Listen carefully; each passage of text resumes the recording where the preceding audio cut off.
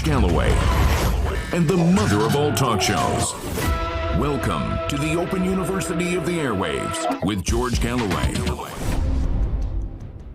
Welcome to the mother of all talk shows, the Open University of the Airwaves, the College of Knowledge, where there are no tuition fees and where you are encouraged to speak back to the teacher. Listen in for the nuggets. Another 1 million audience for the mother of all talk shows in the last week. And let me tell you something, you might want to sit down. We've just counted the size of the audience of the 180 episodes of MOATS. Since I was sacked by local radio in London, 631,276,000 views of the MOATS. And that's all thanks to you. You are spreading the word and the audience is growing like topsy. And it's no wonder, because the issues keep on coming. The revolving door in Downing Street, number 10 and number 11, are now Airbnbs, though available only on very, very short lets. It doesn't seem worth talking about Liz Truss anymore. She's having back-to-back parties in Chequers and counting her £115,000 per year for life that she earned for her Brian Clough tenure, 44 days as Britain's Prime Minister. Oh, and she gets to nominate 50 members of the House of Lords. Nice work if you can get it. Fasten your seatbelt. It's going to be a bumpy and sometimes hilarious ride, because it's the mother of all talk shows. Curious about our curriculum? Have something to say? Then call us now to join the debate on the mother of all talk shows. The only education you can get for free.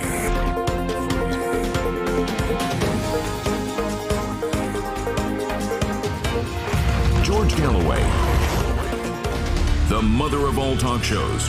With George Galloway, the world is our classroom, and you're welcome to sit in and join the seminar. You have to laugh, really. You're having back-to-back parties in Chequers to thank your loyal staff over the last 44 days. She probably didn't even have time to learn their names, or maybe Tories don't bother with the names of the domestic staff. Back-to-back parties suggests she's got a lot of friends, but it didn't feel like that during the catastrophic, calamitous, shortest in all British history tenure as Prime Minister. In Liz we trust. Do you remember those mugs? They're now going cheap, I bet, in a remainder store. You couldn't make it up. It's obvious, or should have been. I certainly warned everybody long and loudly enough that this woman was completely out of her depth as Prime Minister at any time. Never mind a time as tumultuous as this, where we face existential challenges on the economic, on the political, and who knows, according to the Russian defense minister in the last hour, maybe even on the military front. The truth is, we need a Churchill 1940. We got Liz Truss instead, who would have been a tea lady in Downing Street at the time at best. And now we've got Mr. Sunak from Accounts and Mr. Johnson vying for the premiership. We'll be talking to Professor Sir John Curtice, the prince of psephologists, the prince of pundits and pollsters, in the first part of the show, to get the runners, riders and latest prices and to analyse what it all might mean for us. But here's my tuppence worth. If Boris Johnson does have 100 nominees, then he is a shoe-in as the returning Prime Minister, making him a comeback king comparable to Muhammad Ali's return in the rumble in the jungle against George Foreman in Zaire all those decades ago. No one could come back as Prime Minister after the humiliating exit that he made, other than Boris Johnson. Now, for the avoidance of doubt, and I have to keep doing this because so many people don't listen to what I'm saying properly. I think that Boris Johnson is a liar, a cad, a mountebank. He has lived now a long life as an imposter, as a liar, as a cheater, as a deceiver, on every level, deceiving his families, deceiving his employers, deceiving his party members and all the rest. But he will win the Tory leadership for this reason. He, despite all the monkeys he has on his back, despite all the skeletons in his various cupboards, in his various residences that he has maintained, though probably not paid the rent on, throughout his long and public career, despite all the crosses he has to bear, he has what the French call je ne sais quoi. I don't know what. It's a quality, and in politics it is vital. John Major didn't have it, which is why he eventually crashed out of power. Margaret Thatcher did have it. Tony Blair did have it. Gordon Brown didn't have it. It's something you cannot learn. You either have it or you don't. Call it stardust, call it charisma, call it a popular touch, call it whatever you like. Boris has got it, and Mr. Sunak, from accounts, despite having hundreds of millions of pounds in his pocket and billions in the purse of his wife, simply doesn't have it.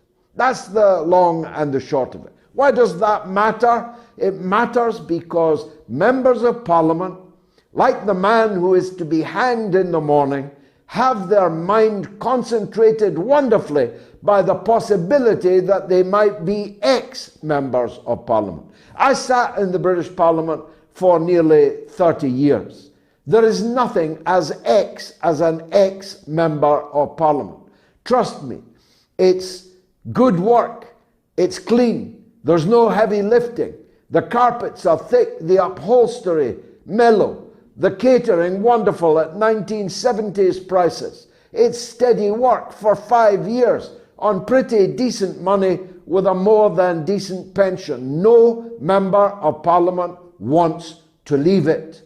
That's why they stay in the parties they're in, even though they increasingly hate the parties that they're in, because they know that outside that party they would be hard pushed to be elected. Very few people can be elected on their own name, on their own standing. I'm one of the very few who's done so, not once, but twice. But there are very few of us who can do it, put their name on a ballot paper.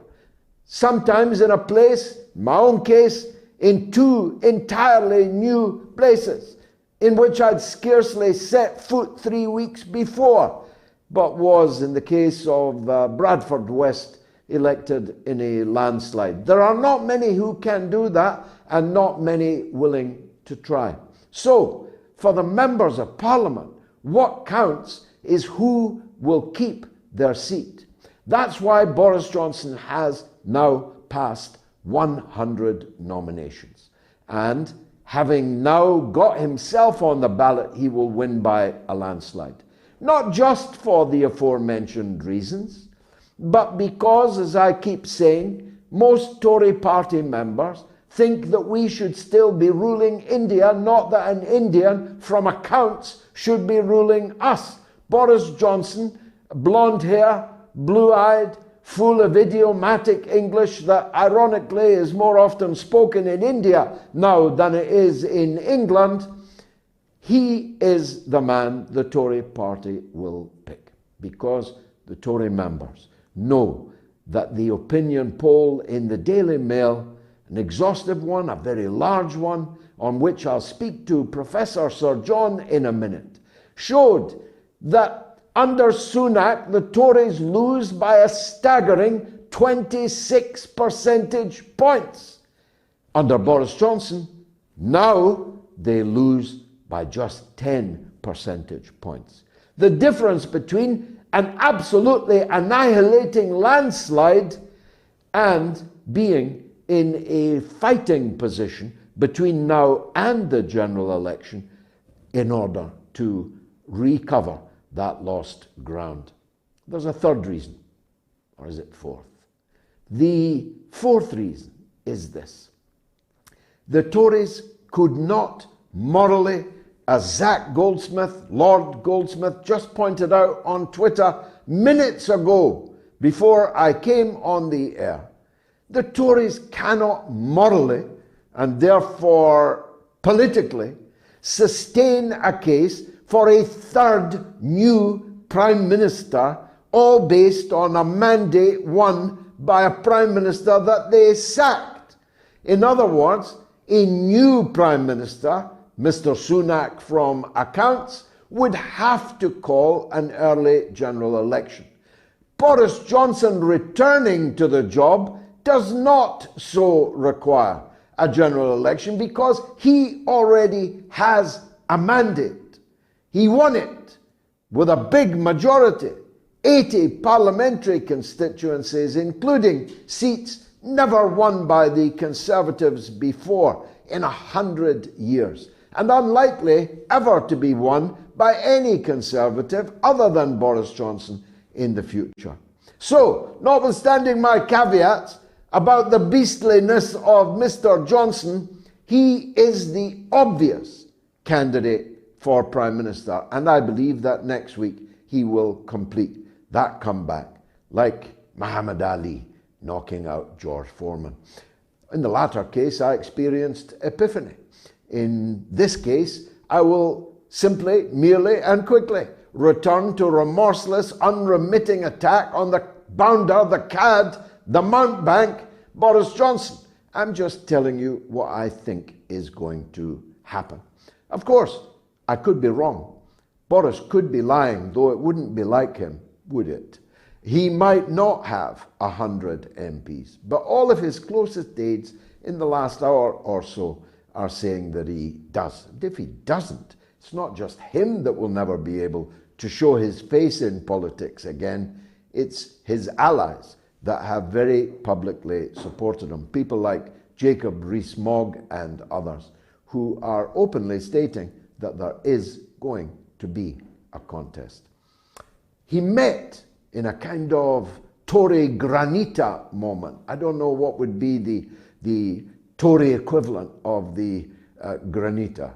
The harvester, perhaps, out in the country, wearing brown shoes and corduroys. That might be the way the Tories do it, at least those in that elite class that both Sunak and Johnson belong to.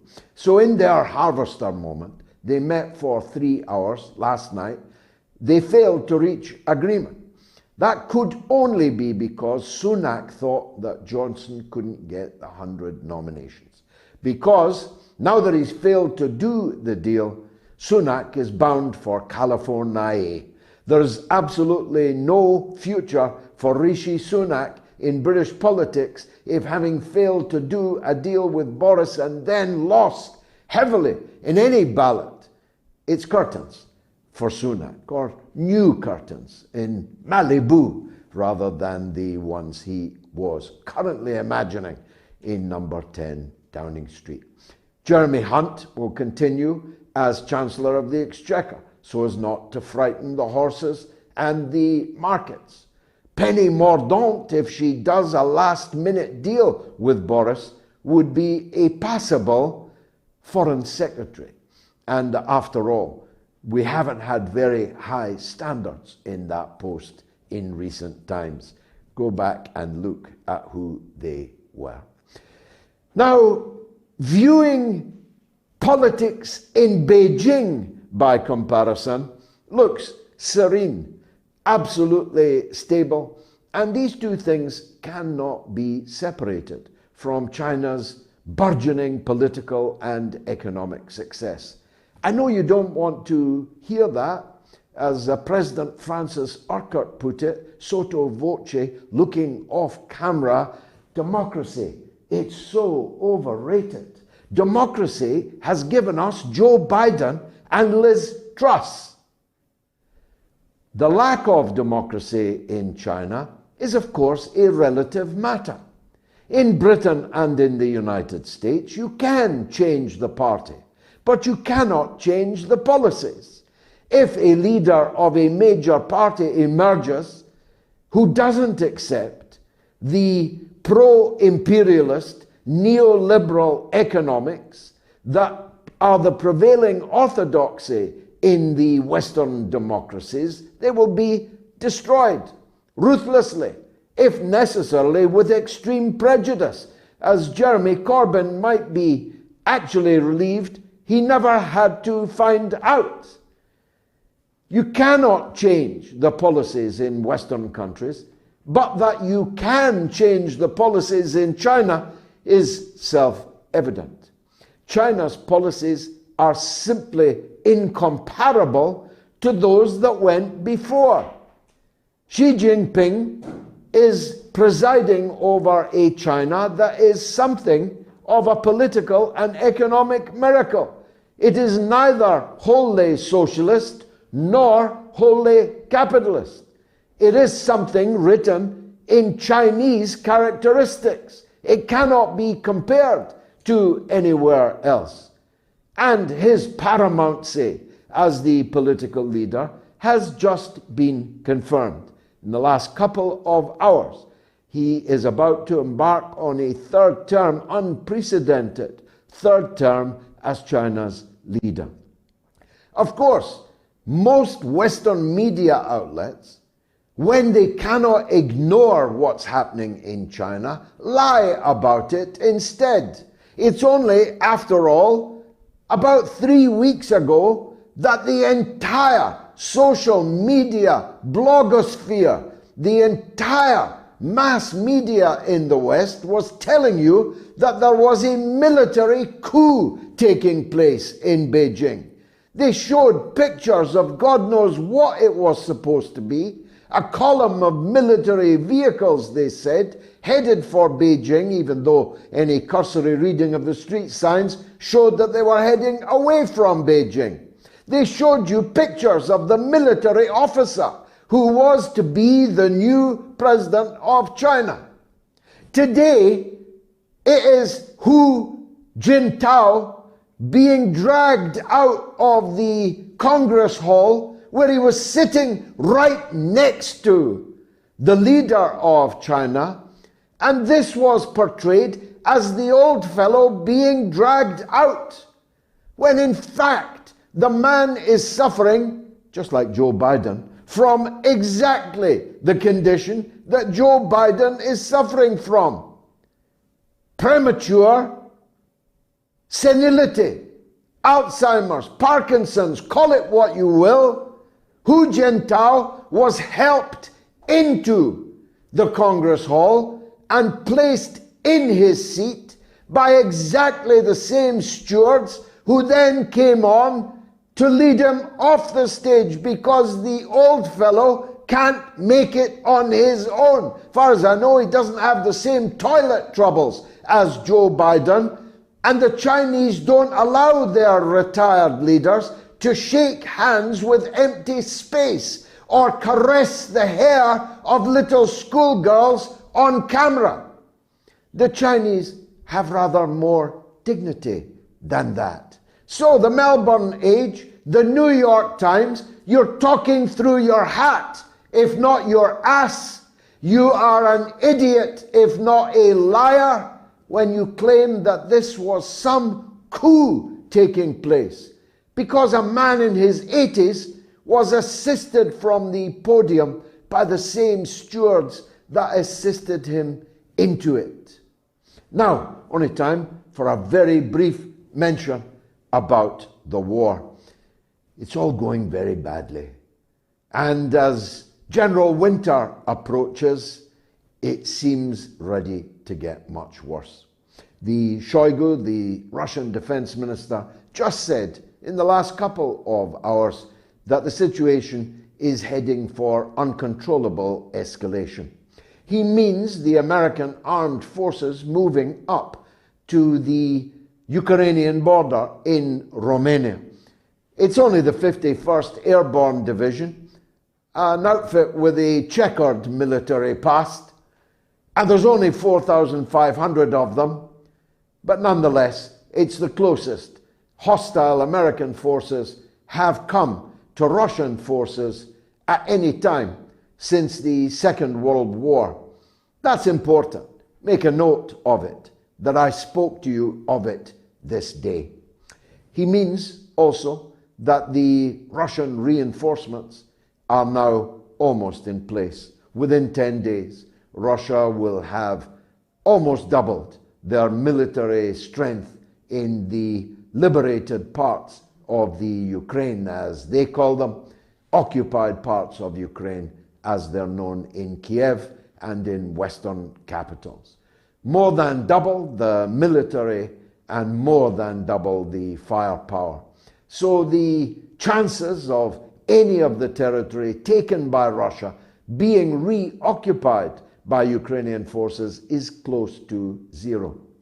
But more important, perhaps than that, is that the political situation in the European countries that have declared economic war on Russia is sliding from bad to worse.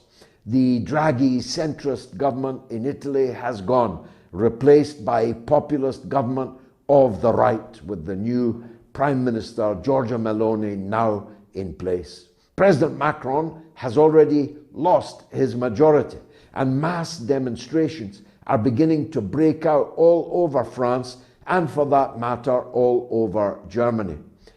But perhaps as significant as any is the uprising taking place in Moldova right now at Chisinau Airport, where mass demonstrations, perhaps the beginning of an insurrection, is threatening to topple the pro-NATO, pro-EU president of Moldova, which is a breakaway from Romania and which has itself lost territory called Transnistria as a breakaway from it.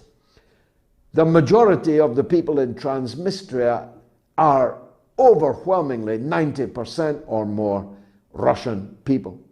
And the political sympathies with at least half of the people in Moldova lie with Moscow rather than with Brussels, with NATO and the EU. So we may be beginning to see tectonic plates moving in places you perhaps have not studied as closely as you might now need to.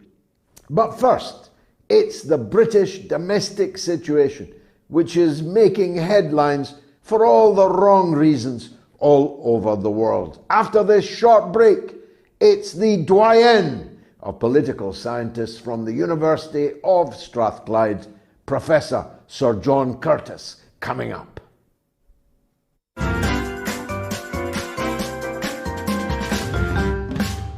You know, and it's a very, thank you for, you know, I'm a big fan of your show, Gigi. Great debate, great. And I'm Scottish. I'm very passionate about what's happening there, you know.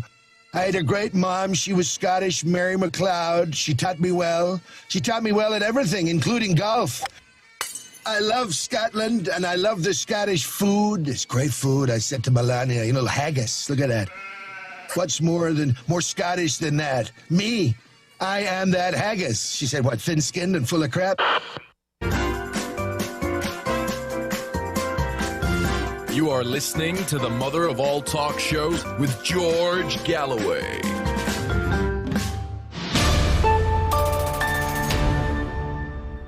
And it's live. It's the mother of all talk shows. We've got a poll running at thousands of people. I think last week's poll was the biggest we have ever had.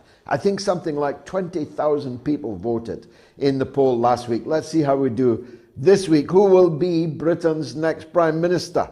A, Boris Johnson. B, Rishi Sunak. Quite close, actually, on my platforms, but that was before my monologue. Boris Johnson, 54%. Rishi Sunak, 46%. on Twitter. On YouTube, please subscribe to my YouTube channel. 220,000 have, but it really should be much more. Half of you are watching on YouTube, but not subscribing. Please do it. On YouTube, Boris Johnson, 47%, Rishi Sunak, 53%. And on the Telegram channel, Boris Johnson, 50%, Rishi Sunak, 50%. Well, let's talk to the experts, shall we? Professor Sir John Curtice is on the line. Professor, thanks very much indeed for joining us. The opinion polls seem very clear that if Boris Johnson returns, the Tories will get wiped out less badly than they will if they put in either Penny Mordaunt or Rishi Sunak. What say you? Well, actually, the polls aren't consistent, George. There are a couple of polls that point somewhat in that direction, but I can find you two or three others that basically say there isn't much difference between Boris Johnson and Rishi Sunak in terms of their ability to reduce the Labour lead. None of these polls, by the way, suggest that simply changing the leader would mean that the Tories were doing well enough to be able to retain power. So to that extent, at least, the differences are somewhat academic. There is a clear difference in the character of the appeal of the two personalities. Boris Johnson essentially appeals to those who voted Conservative in 2019, but is received with a fair degree of antipathy amongst those who didn't. Rishi Sunak, in contrast, just doesn't quite enthuse 2019 Conservative voters as much. Some of them are just still saying, don't know what I would do if Rishi Sunak were Prime Minister. But he is somebody who is rather more popular amongst those who didn't vote Conservative in 2019. So one of the choices facing the Conservatives is whether to go for somebody who might perhaps be able to revive some of their core vote from 2019, or to go for somebody who has a wider appeal, but somebody who will have to do further work if he's going to get on board some of the, well, not necessarily traditional, but at least 2019 Tory vote. Yeah, I mean, the 2019 Tory vote was a very significant one, as you know, and indeed you told us. The Tories won seats in 2019 under Boris Johnson that they had never won before, and some that they hadn't won in half a century or more. So a strategy of trying to turn out the 2019 vote again, it's not a bad one, is it? No, it's a question. It's probably necessary, but the question is whether it's going to prove to be sufficient. I mean, at the end of the day, I mean, the 2019 coalition was essentially forged through Boris Johnson being able to persuade those on the Leave side of the argument. I guess they include you, George, that he will be able to deliver Brexit. And around 3/4 of the people who voted Leave in 2016 voted for the Conservatives, whereas in contrast, the Remain vote was rather more fragmented. But the problem that the government faces now is not that people don't think it's not going to deliver Brexit. It obviously has done, though there are a few arguments at the edges, including the Northern Ireland Protocol. The government's problem now is that, one, there are question marks still about Boris Johnson's probity and ethics, but two, fundamentally, and the reason why they're so far behind the polls, is that they have just presided over a fiscal and financial crash. And as has been true of all previous fiscal and financial crises in British post-war history, as a result, this has cost the government dear.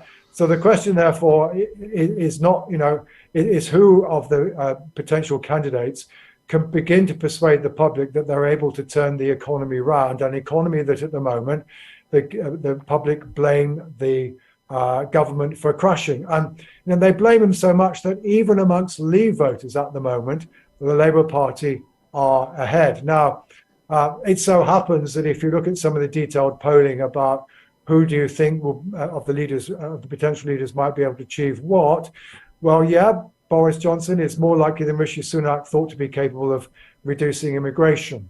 Though actually, while in office, it's not something that Boris Johnson was particularly successful at achieving. But ask people who's most likely to improve the economy and reverse some of the damage. then Rishi Sunak emerges ahead. So one of the crucial things also the Conservative Party has to think about is what is the character of the problem that it finds itself in. It's certainly not the same problem as in 2019, when Boris Johnson undoubtedly salvaged the party's position, which at that stage was also pretty dire when he became prime minister. It's very different circumstances. The problem it faces is very different.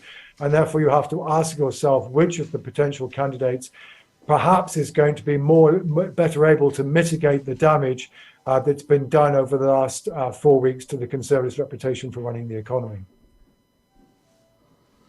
Isn't Sunak Gordon Brown to Tony Blair? Isn't he John Major to Margaret Thatcher? Doesn't he essentially lack the kind of X factor that you require when you're in a bad situation like this? I mean, if the Tories were sailing along with a commanding lead in opinion polls, you might not need that X factor. You might be able to settle for a John Major. But Sunak has all the charisma of a wet lettuce, doesn't he? Yeah, there's in fact quite a remarkable similarity between Rishi Sunak and Gordon Brown, in that they're both ex-chancellors and both very much details people. They're very good at mastering their particular brief, particularly the financial brief. Both of them in their different ways had developed expertise in the area.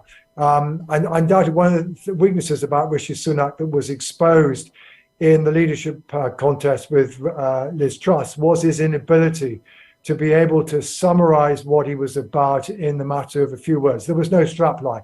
We knew what Liz Truss was in favor. It was tax cuts and no handouts, although in the end she was forced into the handouts in the form of the energy price guarantee. But Rishi Sunak, very much better than Liz Truss at mastering the detail, but very weak at presenting a broad strategic vision. And I think undoubtedly that's one of the areas where Mr. Sunak is at his weakest. Now, of course, it so happens that his opponent, Sir Keir Starmer, is also not somebody with a great deal of charisma, and so far has also not been somebody who's been very good at encapsulating in a relatively few number of words what kind of country he wants to create. So to that extent, at least, Mr. Sunak's weakness complements that of Sir Keir Starmer. And perhaps as a result of that, it may not be quite so serious. But yeah, I think undoubtedly this is the principal question to be asked about Mr. Sunak. Can he develop an ability to persuade people that he knows what kind of country he wants and can give them some semblance that he's on that particular journey? It is a tantalizing prospect that you temporarily dangle in front of me there. The bore fest of Rishi Sunak versus Sir Keir Starmer. There must be room for someone like me to come through the middle there, John. But let's face it, if there is a ballot, because Boris Johnson might be lying for the first time in his life, he may not have 100 nominators, but if there is a contest, it's a no-brainer, isn't it? The party members go for Boris. Well, the honest answer to you, George, is that we don't know, because no poll of Tory members has been conducted since Liz Truss resigned. We had 3 polls just before she resigned of Tory members, all of which showed that a minority of those people who had voted for Liz Truss had now changed their minds and were saying that they would vote for Rishi Sunak if that contest were run again. Also showed that a majority thought she should go. So certainly, as in a competition with Liz Truss now, Mr. Sunak, unsurprisingly, would be the winner. Now, one of those polls did then go on to ask people, who is your preferred candidate? Well, yes, Boris Johnson was ahead. He had about 36%, Rishi Sunak about 23%. But there you have to bear in mind that actually there was a whole litany of candidates presented to people. So a lot of people were saying, Ben Wallace, who wasn't standing, Penny Mordaunt, who probably won't get on the ballot, Jeremy Hunt, who isn't standing. And of course, we don't know, therefore, how the many people who expressed preferences for other candidates would shape. And actually, when in that same poll, people were asked, well, do you think that Mr. Johnson will make a good or a bad replacement? Do you think Mr. Sunak will make a good or bad replacement? Well, Boris Johnson got 63% saying he'd make a good replacement, but Rishi Sunak got 60% saying he would make a good replacement. And what's intriguing about that is that pretty much everybody who voted for Rishi Sunak thought that Rishi Sunak would be a good replacement. Boris Johnson's support and those who think he'll make a good replacement are primarily those people who voted for Liz Truss, but it's only 3/4 of the people who voted for Liz Truss who were of that view. Now, also bear in mind, Rishi Sunak in the end didn't do as badly as the polls anticipated. He got 42% of the vote last time, so he doesn't have to go up that much on what he achieved. And it's also pretty clear that he gained ground during the campaign. Now, there are lots of ifs and maybes here, but I think the first thing just to realize is that, yes, I mean, the only chance of Boris Johnson winning is if indeed he gets on the ballot to with the members. I think that's very much clear. He might well do it, but whether he will do it, I think, is to a fair degree uncertain, because I think there are a couple of other things to bear in mind. One is, it's pretty clear now that what Rishi Sunak has managed to do is he's managed to fragment the ardent Brexiteer right wing of the Conservative Party. He has got people like Steve Baker, Kemi Badenoch, and even Suella Braverman, arch anti-migrant former Home Secretary, to back him, which are people who you would otherwise expect to promote a candidate of the right, which is where effectively Boris Johnson is coming from now. So that's one consideration. And Kemi Badenoch in particular is pretty popular with the membership. We know that from what happened in the summer. And then the second thing we have to ask ourselves is this. Well, let's say for the purpose of argument, and we don't know what the numbers would be, but it's not inconceivable that Rishi Sunak might well beat Boris Johnson in the indicative vote, which we did not have last time, by around 2-1. So then the question is, given that view expressed by the parliamentary party, will the membership simply go with their enthusiasm, or will some of them hold back and say, well, hang on, if that's really where the MPs are at, I can see that Mr. Johnson's going to have a wee bit of trouble. And of course, what's also true is that the last 24, 36 hours has seen everybody being reminded about the fact that Mr. Johnson is still potentially in trouble over Partygate, and that he might be thrown out of the House of Commons by a combination of the Privileges Committee and his own and the voters in his own Uxbridge constituency, if in the end the Privileges Committee suggests he has misled the House of Commons over Partygate and suspend him for more than 8 days. So, all of those are considerations that we weren't necessarily talking about a week ago, but maybe before Conservative members by Tuesday. And if they are, I'm not sure that even a vote of the membership will necessarily go in Mr. Johnson's favour. Very interesting. Now, you're far more than a pollster, of course. You're a constitutional scholar.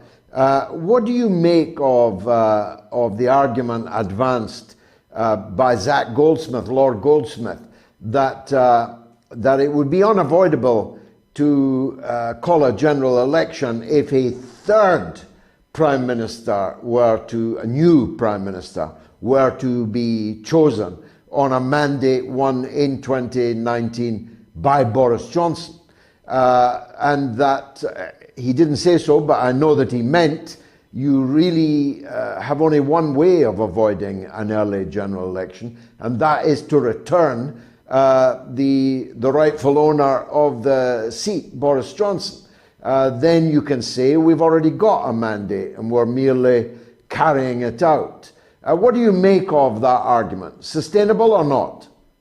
Well, it's certainly an argument that those on the Boris Johnson side of the camp are articulating. I mean, surprise, surprise, because it's an argument that helps to provide a justification for returning Mr. Johnson to office. I mean, the boring constitutional position is that we don't have a presidential system. We have a parliamentary system, and somebody can remain prime minister for so long as they maintain the confidence of the House of Commons.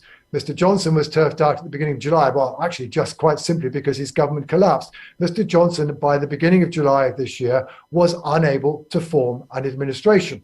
And frankly, there might well be a question mark about Mr. Johnson's ability to form an administration, and certainly a stable one, even if he were to win the members' ballot. Why was Liz Truss brought down? Well, essentially because the chairman of the 1922 committee said, well, if you don't resign, I'm going to have to hold a ballot and you're going to lose. So again, effectively, she had lost the confidence of the House of Commons. And that constitutionally is how our system works. Now, we can argue the merits of all of this, but it's also worth bearing in mind that actually a majority of prime ministers in post-war British politics have become prime minister for the first time, not as a result of winning an election, but as a result of a change of horses in the middle of a parliament. So to that extent, at least, we frankly shouldn't be that surprised that this happens, because it happens more often than it does the new prime ministers winning an election. Now, that said, what you can say is that, while changing a horse once in midstream is pretty common, changing a horse twice isn't. And sure, the last time this happened was in the 1935 to 1945 Parliament, when Winston Churchill was the third prime minister of that parliament. But of course, that was because the parliament had been extended as a result of the war. Before that, you have to go back to the middle of the 19th century. So you can, at that extent, you can say it's unprecedented. But constitutionally, it's what the British Constitution is, what any parliamentary system says. If you can find, so long as you can find a government that can maintain the confidence of the House of Commons within the current House of Commons as currently constituted, then our constitutional system says that's fine. It's only if we reach a situation where the Conservative Party is unable to find a successor who is able to maintain the confidence of the House of Commons. And that is the doubt that we all have. But it's only if that circumstance arises that it would be clear that an election should be held. But unless that does happen, constitutionally, it is possible. So, John, finally, and I'm grateful for your time and wisdom as always, can the Conservatives conceivably split over this? My take, admittedly, I don't meet as many Conservatives, perhaps as I should, but my reading of right-wing social media and punditry and so on is that if Sunak is the new Prime Minister, there are many Conservatives who simply won't wear it for a whole variety of reasons. And that some kind of realignment, some kind of SDP moment might occur on the right of British politics. In other words, a truly Conservative party and a kind of centrist Sunak Conservative party. Is that a possibility, do you think? Well, certainly one of the questions we are asking ourselves, which I kind of alluded to in my last answer, is whether or not any of the candidates can bring the Conservative Party back together. It's pretty clear that if Mr. Johnson wins the contest, there are some MPs who will not be willing to support his administration and may well resign for the Conservative Parliamentary Party. And as a result of that, if that happens in large numbers, the Conservatives will lose their majority. And sure, I think there are people who will find it very difficult to be reconciled to Mr. Sunak. Now, you have to consider, however, what might happen. Now, in the case of those who might object to a Johnson premiership, they do perhaps potentially might have a home to go to, i.e. some of them might make the same journey as some did when Boris Johnson threw out the Remainers in 2019, which is to try to move in the direction of the Liberal Democrats, which may or may not give Sir Ed Davey's party a bit of a boost. It didn't do much in the end for them after 2019. On the other hand, if Mr. Sunak is the leader, where do those on the right go? Well, Mr. Farage is kind of jumping up and down again and saying, maybe I need to go back into politics. And maybe some of them might want to go into the Brexit Party. But here we get into the fact that, of course, the right of the Conservative Party really consists of two very different groups. There are those like Suella Braverman who are basically concerned to reduce immigration and who see Brexit as a way of implementing a form of economic nationalism. You know, we make things in Britain wherever possible. But there is the other wing, which is what Liz Truss was trying to articulate, which is global Britain. We deregulate. We become Singapore on Thames. We reduce the protection of workers. We go for a smaller state. That's always been a tension inside the Leave movement. We've just seen one side try to pursue that path and crash and burn.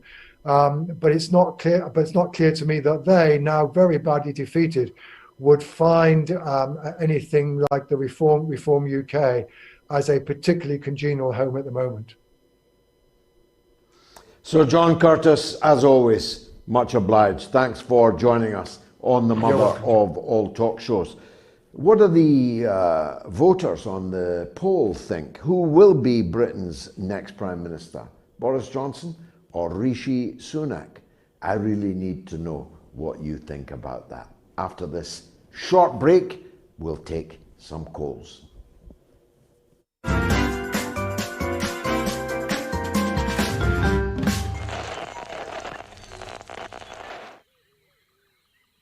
The airwaves. This savannah is a rigid dichotomy of fact and fiction. As Fisher says, the Twitter sphere where the slightest misjudgment can spell being cancelled. One species rules over the airwaves through its ability to adapt and survive in even the harshest environments. The George Galloway.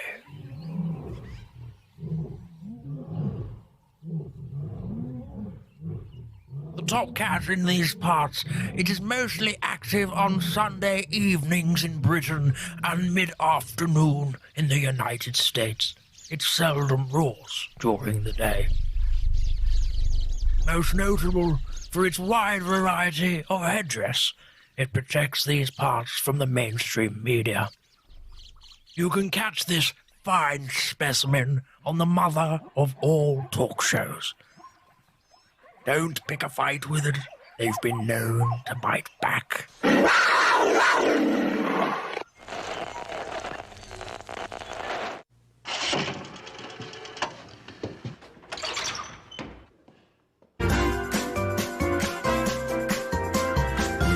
You are listening to the mother of all talk shows with George Galloway.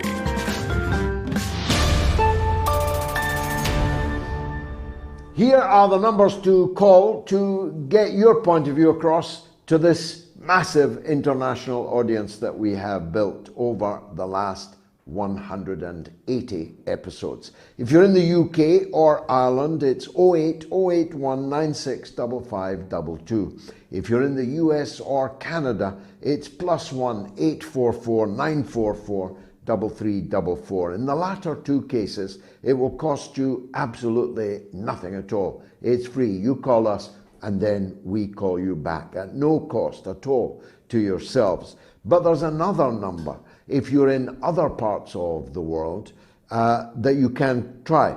It's 0044 203 966 2625. 0044 203 966 2625. Now, who killed the Nord Stream? Well, the fact that no one is even talking about it, no one is prepared to investigate it, actually is the answer.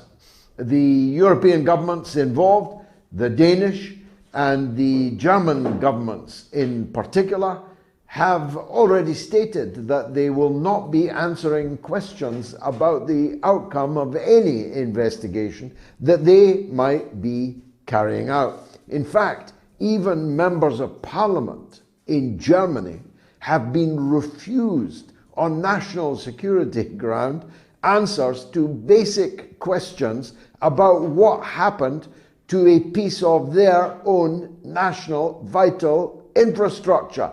For me, that answers the question, but there are still idiots out there. I wonder how many, but there were in the initial aftermath millions of idiots out there who were ready to buy the patently obvious canard that Russia had bombed its own pipeline and sent hundreds of millions of dollars worth of their own gas bubbling into the ether, an ether which can be smelt in space, and which, of course, at a stroke, removed any potential Russian leverage over the European economy by virtue of the destruction of the pipeline.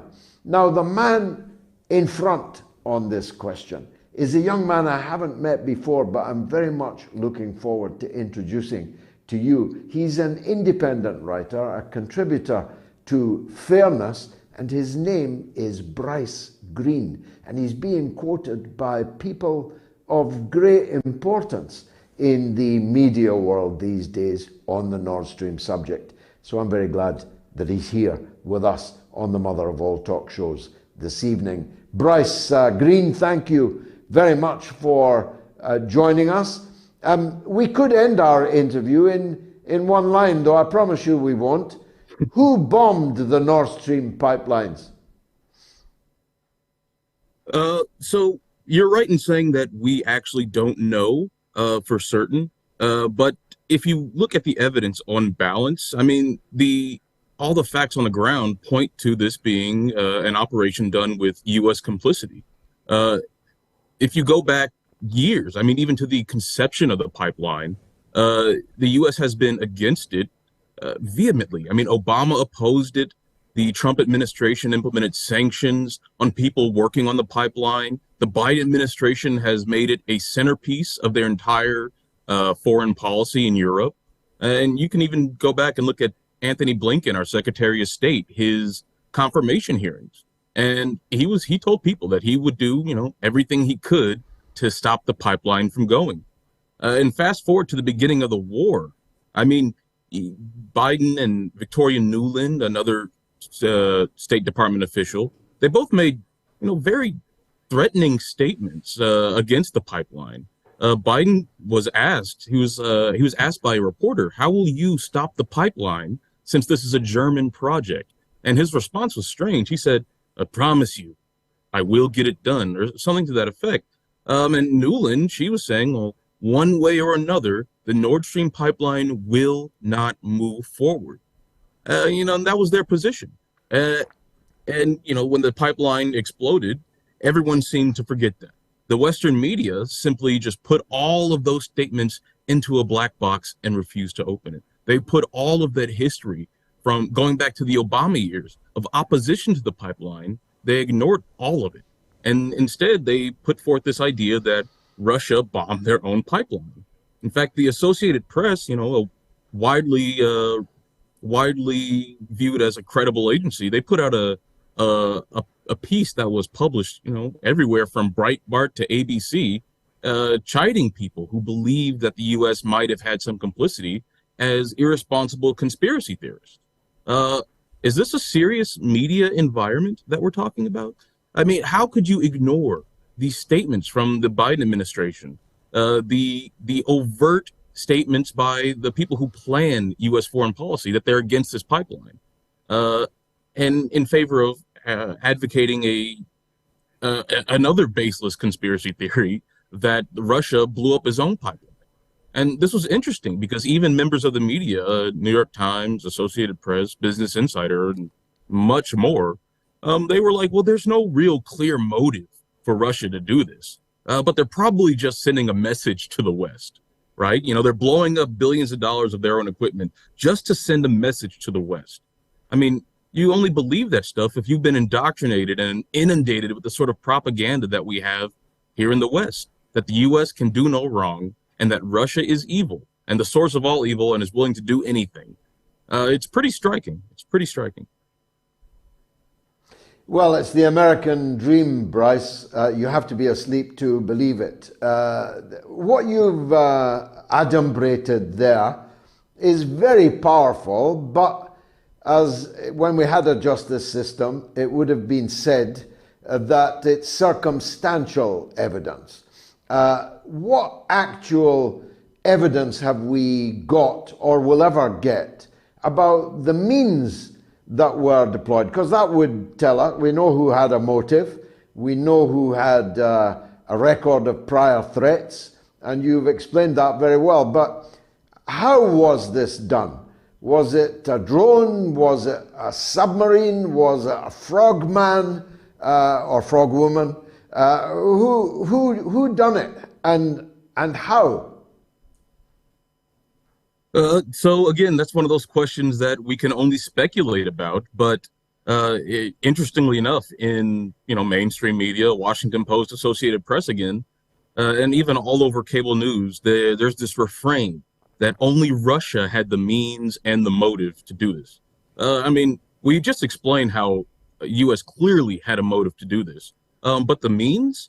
Well, let's look at the situation. The pipeline sat in about 200 feet of water, right? That sea over there is pretty shallow relative to the rest of the world. Are we really to believe that the U.S. does not have the ability to send any sort of drone or any sort of submarine to lay explosives in this? And by the way, we do know that it wasn't an accident. I mean, seismic data from, I believe it was Swedish seismologists, they pretty much definitively claim that this explosion happened in the water and that it wasn't some sort of underwater or underground earthquake situation. So we know who did it, or we know that it was deliberate. But again, we can really only speculate. People like Jeffrey Sachs have cited the radar data of helicopters, U.S. helicopters in the area around the time of the explosion. U.S. intelligence, they've said, for their part, they've said that they identified Russian warships in the area around that time, but they haven't provided any evidence. And incidentally, there was a plane that captured some of the explosion that went to investigate the area, but suspiciously, several hours of flight data are missing from those planes, and so we're probably never going to know. And Sweden, for their part, they've been doing their own investigation, but they have refused to do any formal joint investigation, citing their own national security reasons. They say that they might be forced to disclose information that's vital to their national security. Now, I don't know what that means. I don't know what information that could possibly be unearthed that, doesn't contribute to finding the culprits and imperils Swedish national security. But the fact is that there's going to be a tight lid on this attack, and there's already been a tight lid on the media. I mean, just a few hours ago, I did a Google Trends search for the Nord Stream 2 pipeline, and there was a peak after the explosion, but it's gone down like significantly, almost back to where it was before the explosion, and that's because people are refusing to talk about it. And, we can't, like I said, we can only speculate, but on balance, the evidence points to the United States or one of its allies. There have been theories put forth about this. Some people are sourced into like Russian intelligence apparatus. They put forth their own theories. But like I said, the general public, we're being left out. And you can only guess why. Who do you mean by their allies? Do you mean us? Well, it could be the UK, but there's also speculation about Poland, right? Remember, it was a Polish member of the European Parliament who immediately after the attack, they tweeted, "Thank you, USA." And they tweeted a bunch of stuff about how, now Russian equipment is at the bottom of the ocean and how this is such a great thing. And this MP is interesting because he's very well connected. His wife happens to be Anne Applebaum, who I'm sure many of your viewers and listeners are familiar with. Applebaum is on the board of, yeah.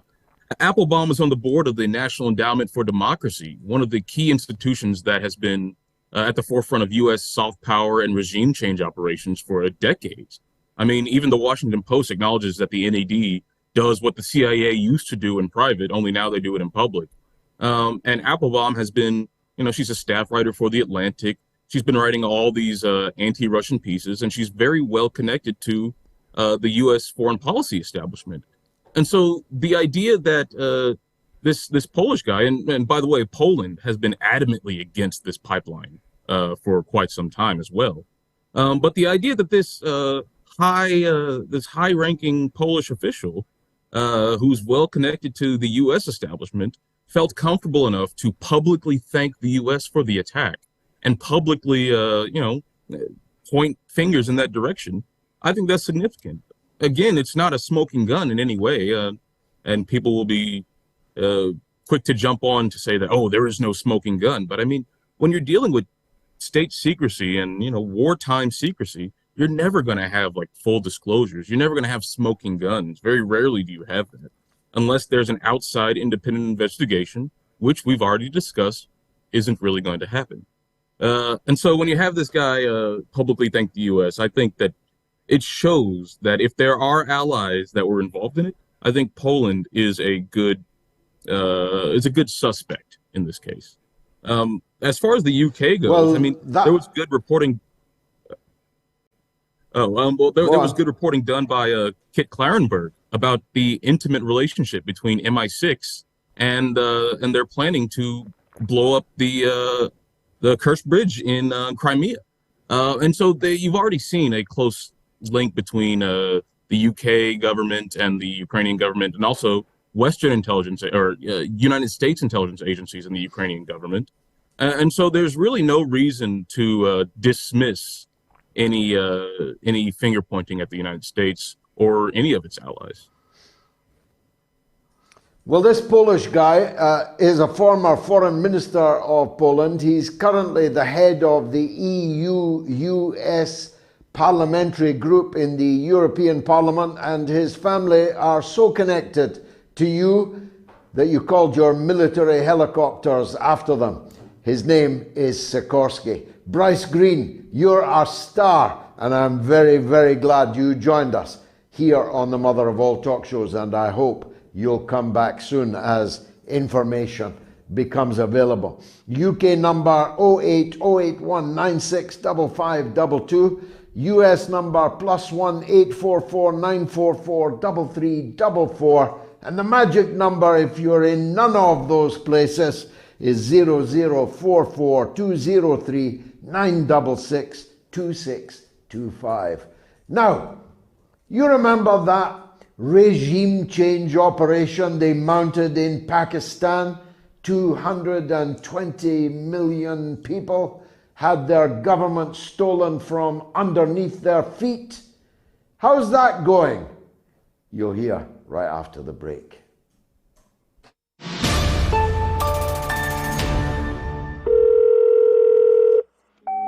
I always have been and always will be firmly opposed to any changes in the law to allow assisted dying or assisted suicide. I believe the threat to the dependent, the most vulnerable, the most desperate in our society is simply too great, and therefore assisted dying or legalized assisted suicide must never become law in this country. Thank you, George. Thank you very much. Bravo, I agree entirely, and spoke, I hope, powerfully in Parliament against this euthanasia, legalized murder. I have the most profound feelings of opposition to it, which, as you say, does not mean that the pressures on people who are terminally ill, who have lost hope, are not themselves profound, and that the pressures on people without pay and without any kind of remittance or relief are condemned to years, decades of caring for people who are terminally ill, helpless, hopeless, and so on, that these are not deep, deep mines of anguish and of pain and of doubt. But I have a moral and religious obligation to oppose it. If capitalism was a person, and it could kill anyone that it liked. It would kill the one that will never again turn a penny of profit. It's very easy to imagine. Relatives, even family members, even husbands and wives that would like to see the back of you, either because they think you've suffered long enough or because they'd quite like to see what's in your will and quite like to spend it. I wouldn't trust, and I don't think you should, anybody to decide whether you live or die. As a religious believer, I believe that that is God's job, not yours. This is a subject we'll have to return.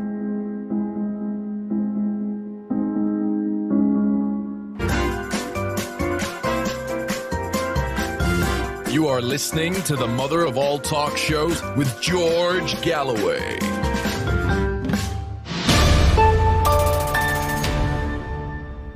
Now, the next guest was supposed to be Shifa Yousafzai, who's been on before talking about the situation in Pakistan.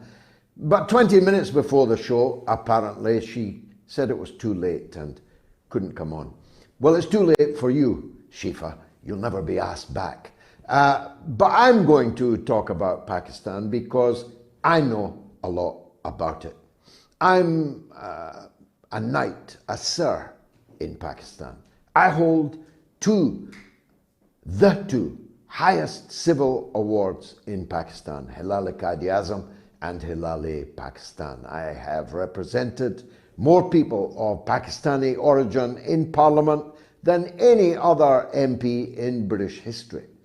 And I have a very close affinity, not least with the Lahore kitchen, which I'm going to guzzle right after this show is over because I'm hungry. Apologies if you hear my stomach rumbling. You couldn't be closer to Pakistan and Pakistanis than me.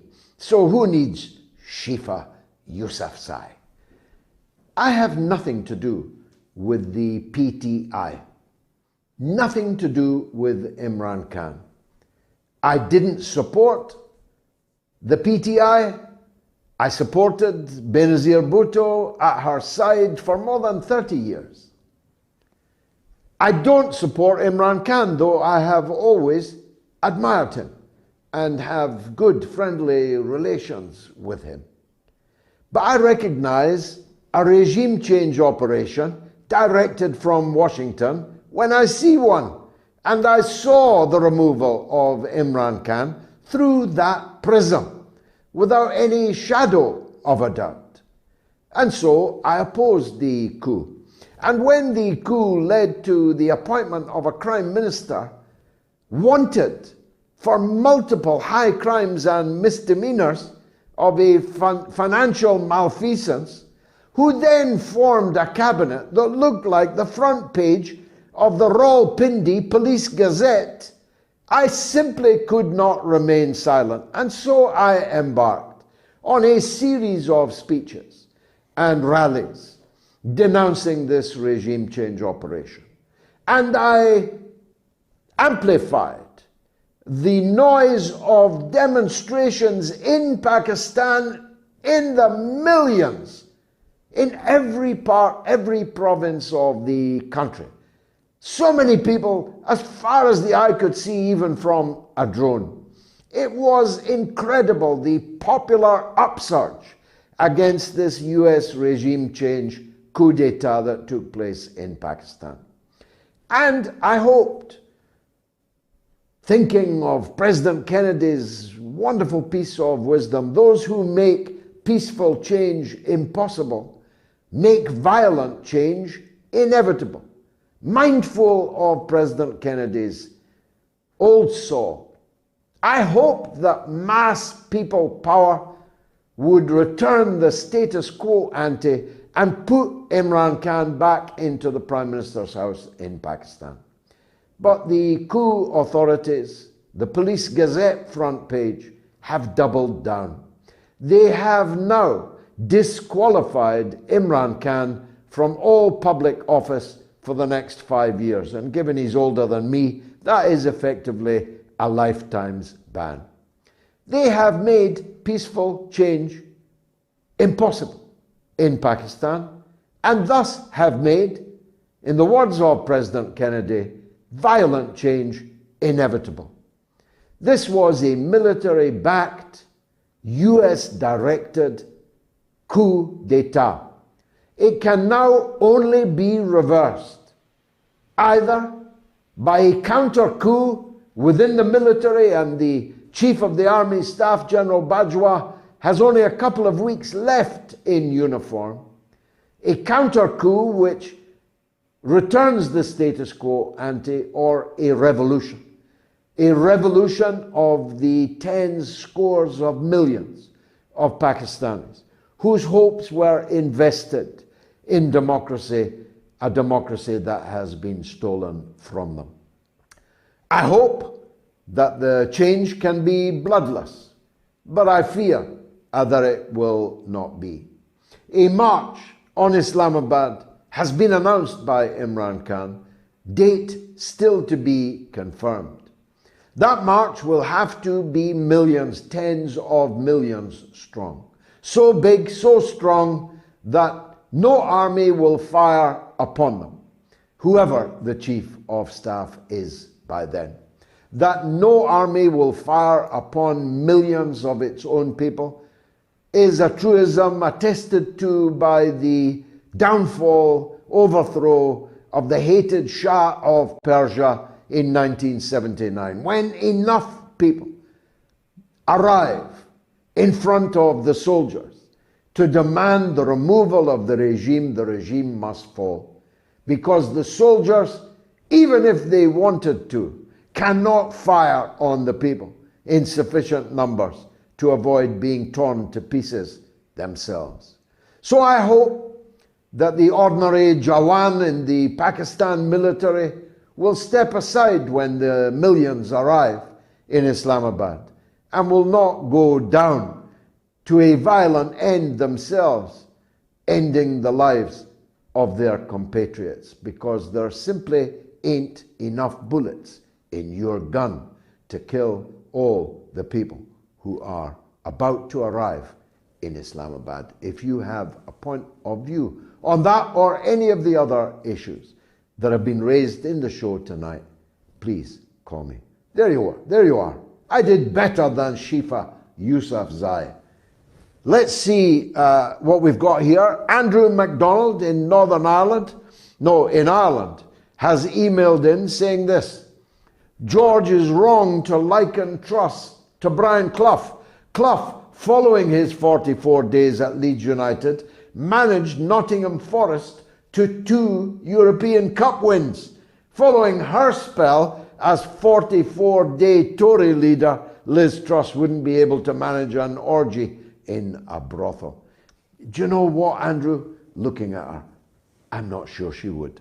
Now, a reminder that next Sunday, the American time changes, or our time changes. In any case, it's an hour earlier in the US. So next Sunday, Pacific time in the US, 12 p.m., Mountain time, 1 p.m., Central time, 2 p.m., and Eastern time, 3 p.m. That's next Sunday. Now, you can still donate to us by Super Chat. Our Wednesday show now has not one but 2 financial sponsors. We hope, at least. But my wife's shaking her head at me, and when your wife is shaking her head at you, it's never a good sign, as every married man out there already knows. And she's even more angry now that I've told you about it. So you can still donate via Super Chat if you're watching on the YouTube, and many people have. Jason Kane, £1. Remborn, £50. Remborn, thank you very much. My good friend Albert Sontag, $10 American. Garrett Dewey, $50 American. He says, the analysis that I live for. Thank you. Thank you, Garrett. Cooler King, 74, gives $2 and votes for Larry the Cat for Prime Minister. For the foreign audience, Larry the Cat is the Downing Street cat, who would indeed be a better Prime Minister than the two cats running for the job now. Shan Bloor gives £4.49. If you had to choose, who would your choice from the Tories be to be PM? Shan. To talk about a plague on both their houses would be to understate my point of view. I despise the Conservative Party almost as much as I despise the Labour Party. I'm here to analyse and to give you what I think will happen. And I've tried to do that this evening. But thank you for giving me the opportunity not to answer you. Bruce Dayton gives 20 Canadian dollars. Greetings from Victoria, British Columbia. I've spoken there. Lovely place, actually. What are we going to do with Prime Minister Justin Trudeau, who keeps saying that our 1982 Constitution, Charter of Rights and Freedoms, does not give us absolute rights? I've never heard of that before.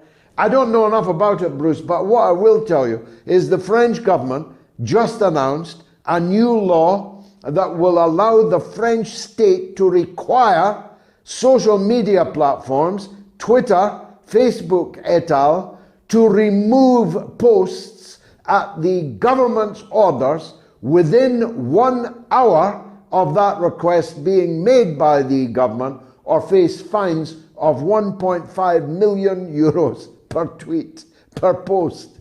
And they say that we live in democracies. They say we don't live in China, we don't live in Russia, we live in a country where the state can order media to remove content on pain of a 1.5 million euro fine. Ha! Go figure. Ange, 2099, gives £1.79. Greetings, Ange, and thanks. Kyle Wool gives $5 American. Just in Time, great name, gives $5 American and says, thanks again, George. Thanks to you, Justin. Zach Boyles gives $9.99. RFK Jr.'s film is just released, says Zach. The extent of corruption and rot he highlights is truly staggering. It's an important film and its relevance continues growing. How about a watch party on Patreon? Well, I've got my own Patreon page, patreon.com/George Galloway. I do hope that you will support me on that. All kinds of new products coming online.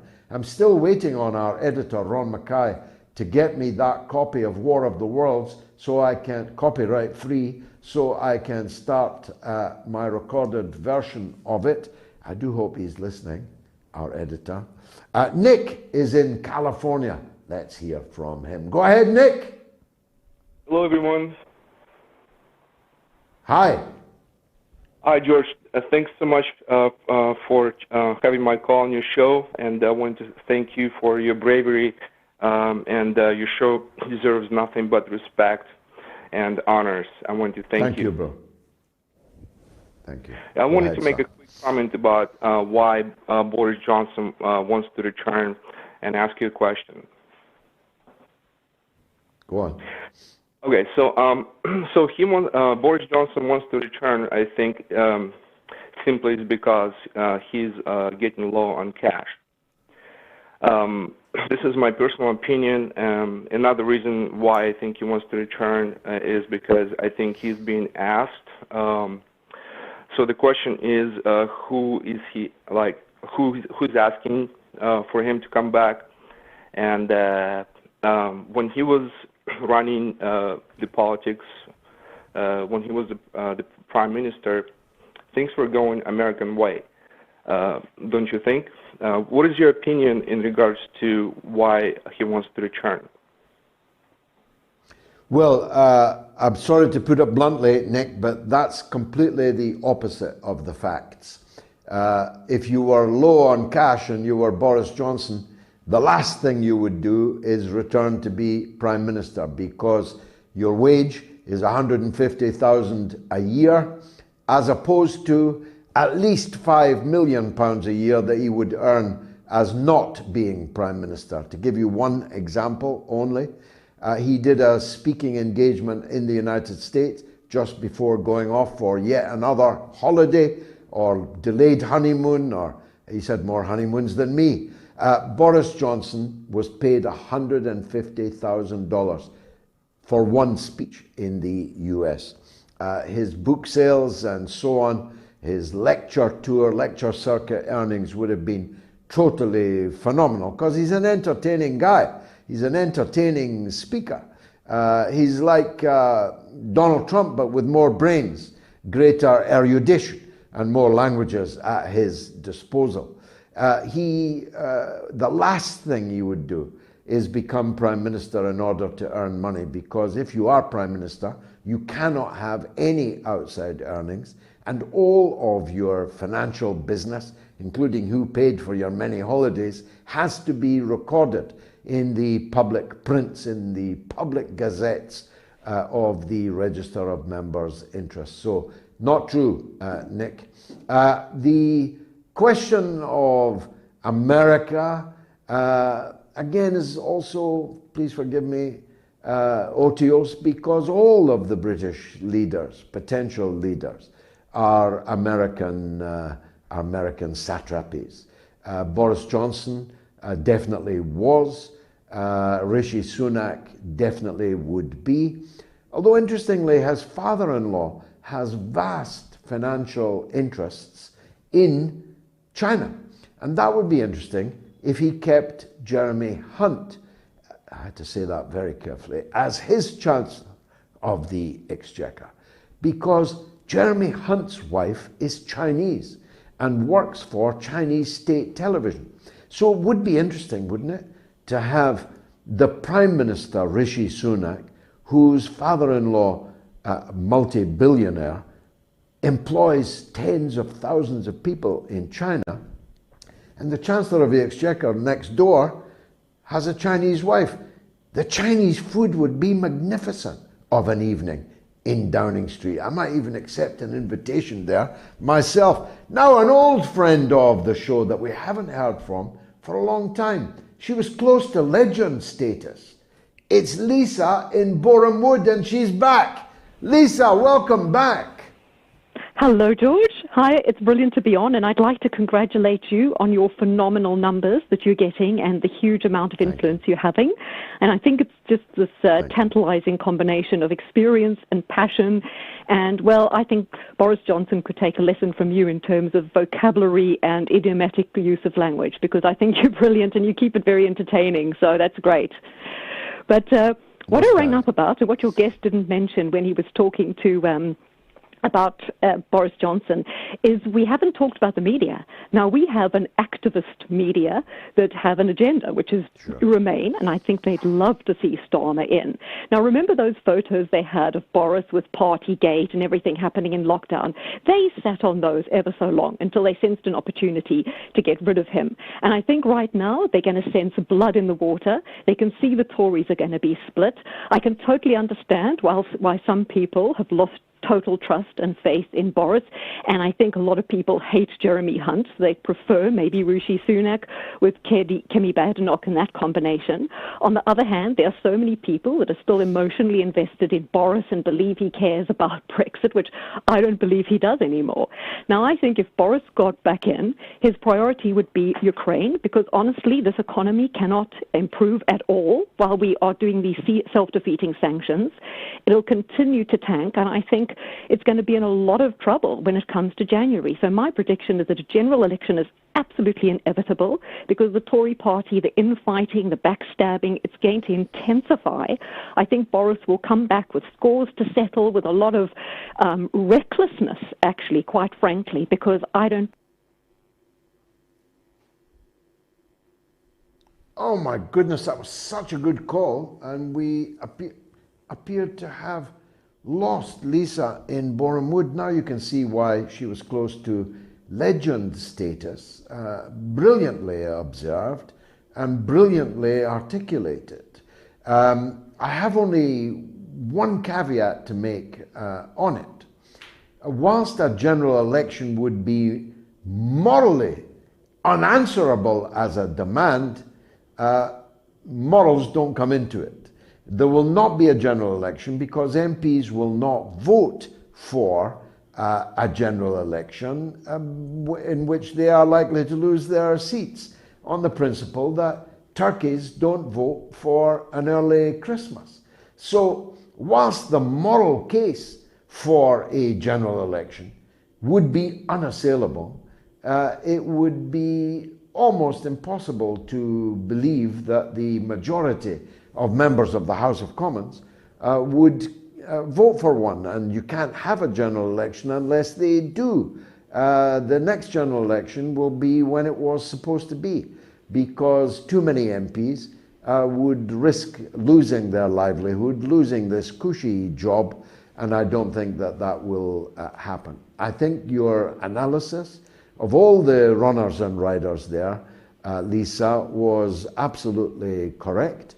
I share it entirely, including your observation that Boris Johnson's preoccupation would be the Ukraine war if he came back. Quite apart from the civil war he'd wage inside the Conservative Party. It's one of many reasons why I hope Boris Johnson isn't the next Prime Minister.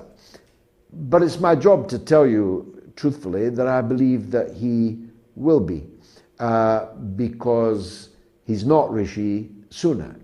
And the truth is, in a shrunken political class, people are choosing not the best candidate, but the least worst candidate. And I think that that's what they will do.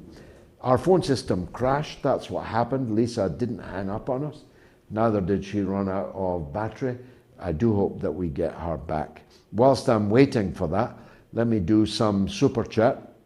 Conrad 750 gave £5, thanks. UK petition immediately lift the sanctions on Russia. These sanctions are not on Russia, they're on ourselves.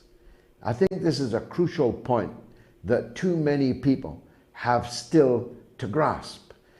Russia is not being harmed by sanctions.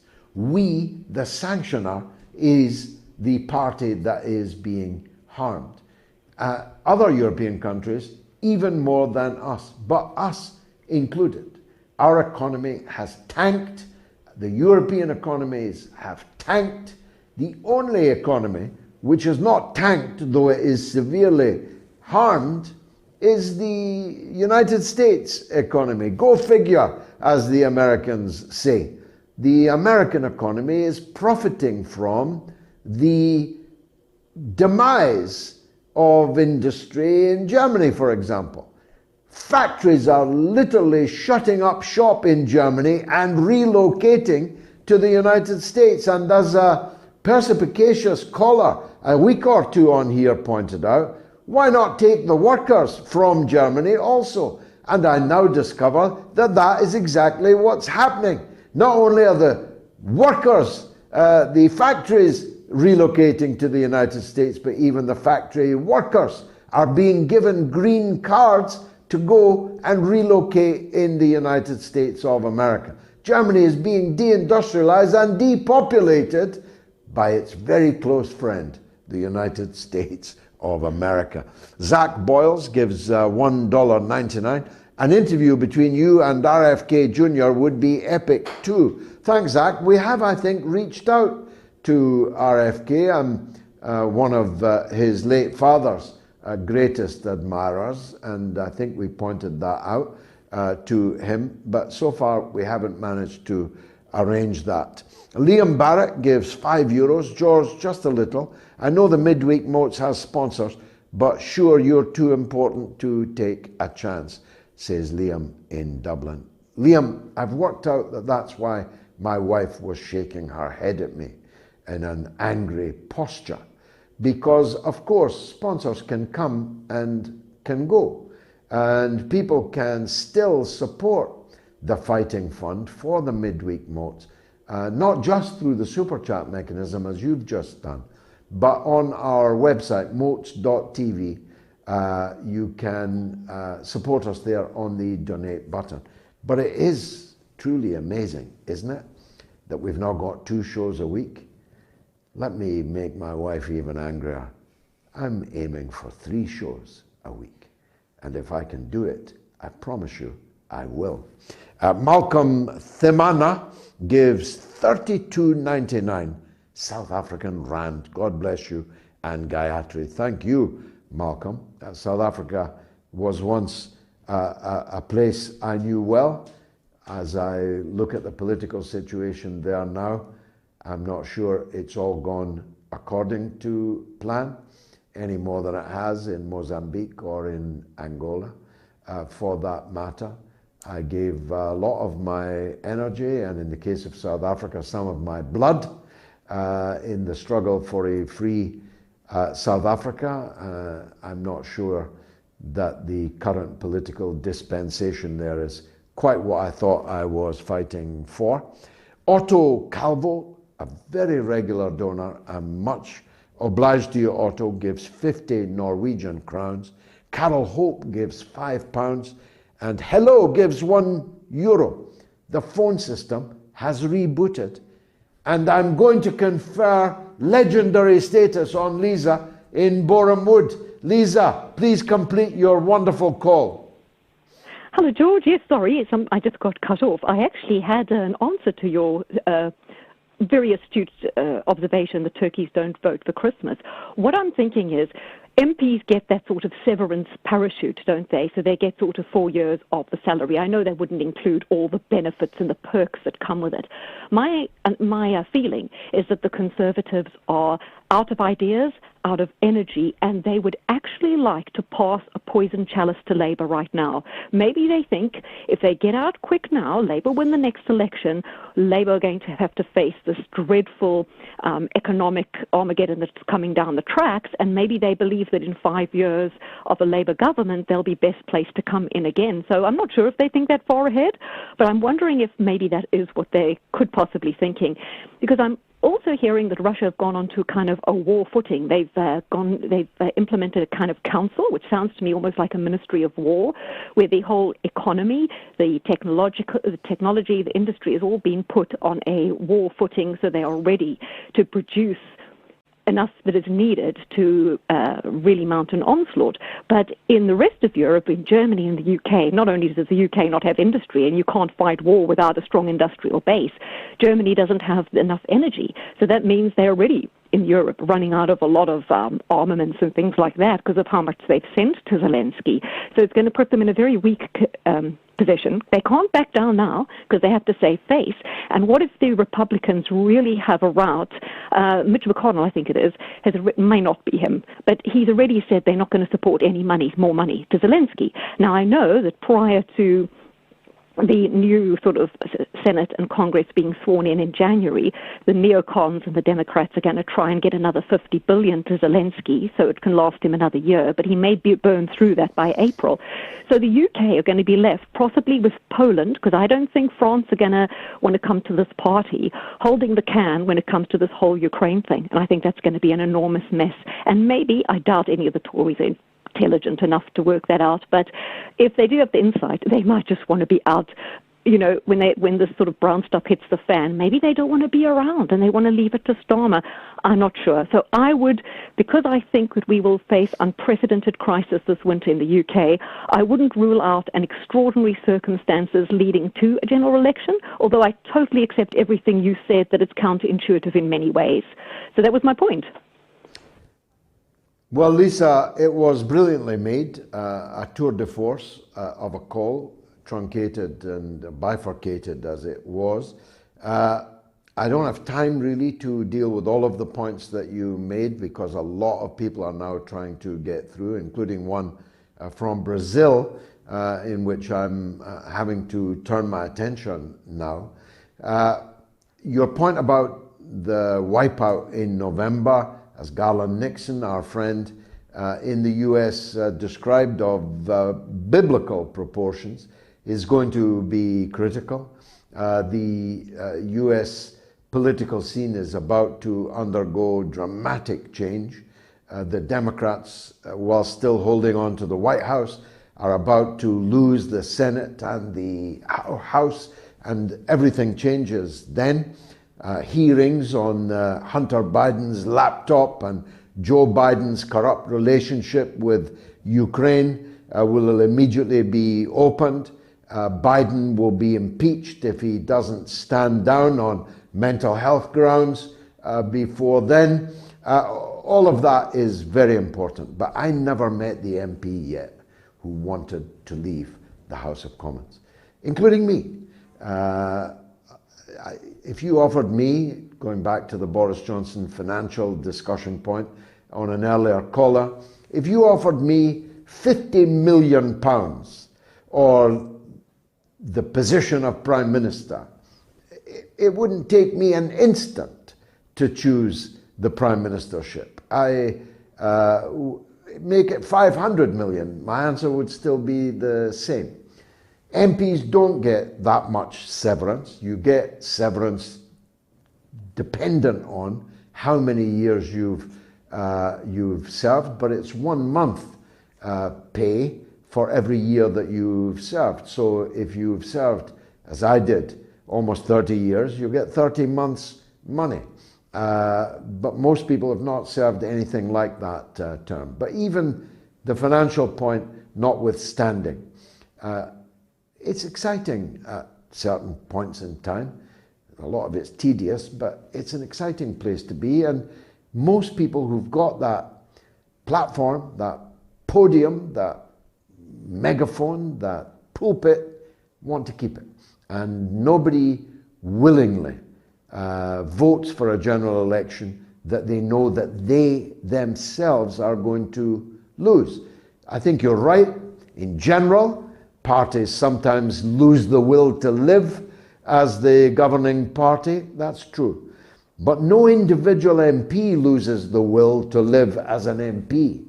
They assume that they'll be back, even if their party is no longer. Lisa, thanks. You're now officially a legend, so don't be a stranger. Samuel is in Sao Paulo, in Brazil.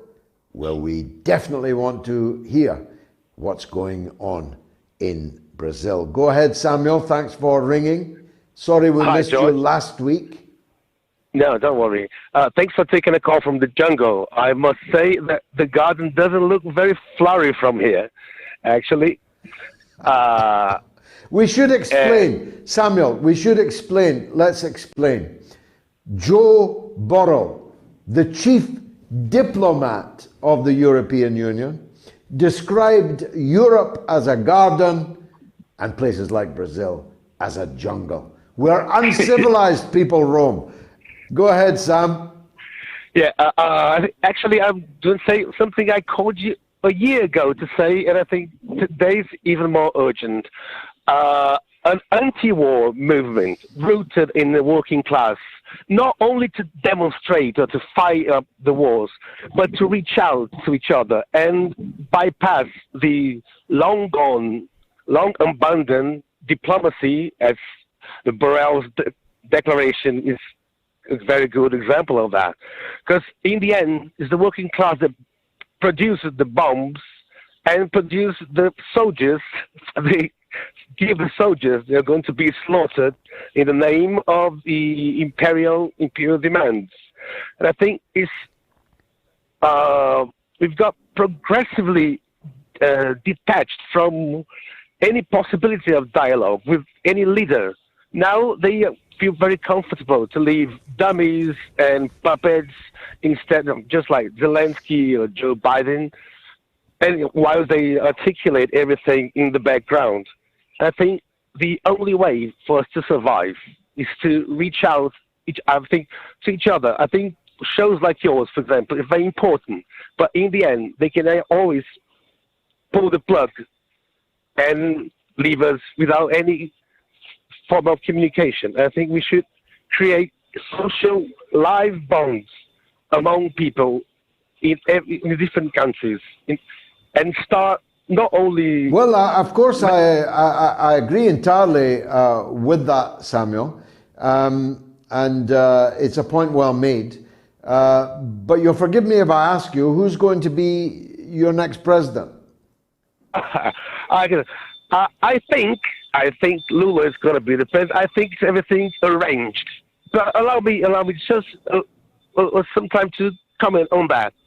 In 2018, they irregularly arrested Lula, and they favored the Geraldo Alckmin, which was the choice on the part of the capital, the capitalists. And for them, unfortunately, they had Bolsonaro out of control and they had to settle with Bolsonaro. Now, without any new actual fact, they released Lula. And I found very strange, because you don't release an important figure as a political prisoner as Lula without any fight. Nobody gives away someone of that stature for free. And so it became clear to me why, when they presented his vice president, which is Geraldo Alckmin, which was the choice of the capitalists that arrested Lula in the last election. So I think everything arranged, because mostly the bourgeoisie has given up for Bolsonaro, although he's still out of sort of control. He may have some cards in his sleeves and could even win, but I think Lula is going. But the very interesting, Samuel. Let's talk after the polls. Thank you for that. Zane is in Suffolk. Let's hear from Zane. Go ahead. Evening, George. Evening to you. Tell me. Great to talk to you again. 30 years, been a long time, first time talking to you. George, the current situation is I am a carer for a 97-year-old woman, same age as the Queen. We have been shadowed from power for 10 weeks now, where I've had to actually live without power. For a month now, we have not been paid our disability. It's just like we've just been shadowed from society. Banks don't work, nothing works at all, which is the sad state of United Kingdom. And what's the reason for that? No idea, George. No idea at all. No one's getting back to me, nothing like that. We've just been totally isolated. So your electricity was cut off? Yeah, no, we had a power cut. The solution is just a simple little trip switch. The emergency services came out. They could not cover it because it was something they couldn't do. I had to get an electrician to get it in, blah, blah, blah, blah. And it's just brick wall, brick wall, brick wall. But we'll just move around the brick wall. Well, I mean, apart from the obvious that you need to ring your Member of Parliament urgently in the morning, 0207 219 3000, and ask to be put through to your Member of Parliament. Say that you made this call to hundreds of thousands of people last night, and we'll be waiting anxiously to see what your Member of Parliament did about it.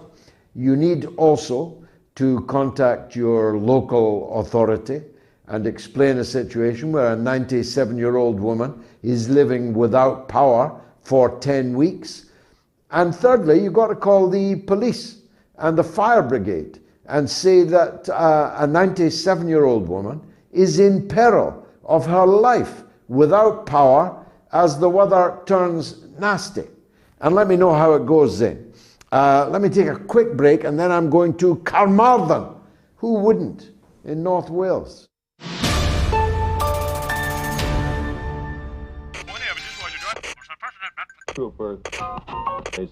From the makers of Where's the WMDs? Who killed Epstein and pinned the blame on the Democratic donkey? Comes the brand new game, Where's Biden Hiding? Play the tapes. Figure out what the hell he's trying to say. It is me, Joe Biden. Try and find Where's Biden Hiding? Where's Biden hiding? We can't find him. This product is fictional and is not available in your local burn-down store. But seriously, if anyone finds him, please let us know. Big thanks, obviously, to all our subscribers and listeners to the MOATS podcast. For the older amongst you, a podcast is the distilled version, about half as long, which has become a phenomenon. on the internet. So it's a media phenomenon, and it's tearing up the mainstream media monopoly. Please download it on Apple or Spotify and leave us a 5-star review, like Sanam in London, who said, George, I've been watching your show for a long time, and I must admit that you are a true leader and very courageous man to carry on your work of exposing the truth and showing us the other side of the picture, which always gets blocked by the US and the West through their media. God bless you always. Sanam in London. Very touching, Sanam. Thank you very much for that.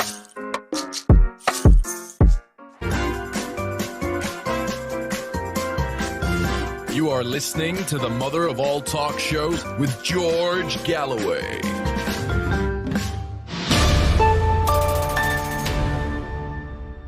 That podcast going brilliantly. 250,000 downloads. Unbelievable.